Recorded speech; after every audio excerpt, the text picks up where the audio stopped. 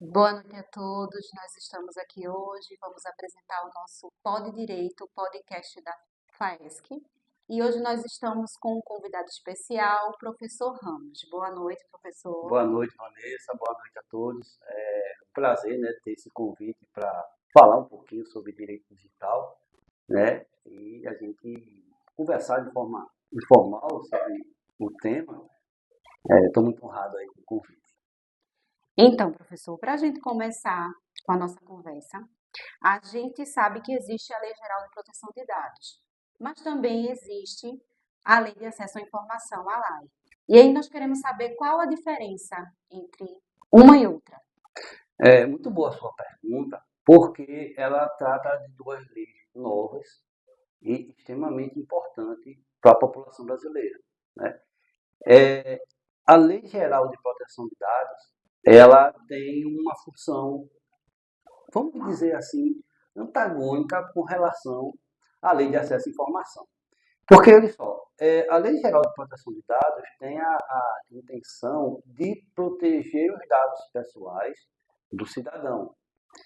Já a Lei de Acesso à Informação tem a função de divulgar os acessos dos entes públicos. Nós sabemos que existe o princípio da transparência, um princípio muito importante da direito administrativo, que diz que os atos públicos eles têm que ser conhecidos pela população. Que é, no caso, A lei, o portal da o transparência. portal da transparência cumpre essa função instrumental para que o cidadão consiga acessar o poder público, seja ele federal, estadual ou municipal, e ter as informações que são de interesse público, né?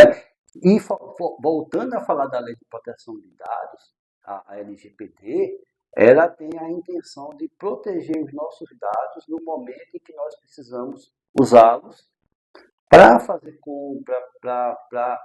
Hoje, a maioria das nossas atividades, a gente precisa colocar dados na internet. Então, quem protege esses dados? A LGPD. Entendi. E como a Lei Geral de Proteção de Dados protege a personalidade humana? A lei ela é bem interessante, porque ela não tem só uma função normativa, tá?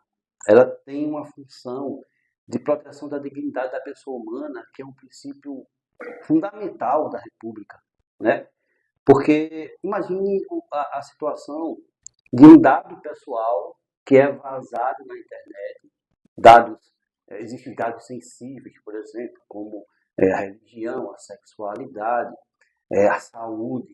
Então imagine uma pessoa que tem seus dados vazados e divulgados de forma geral aí.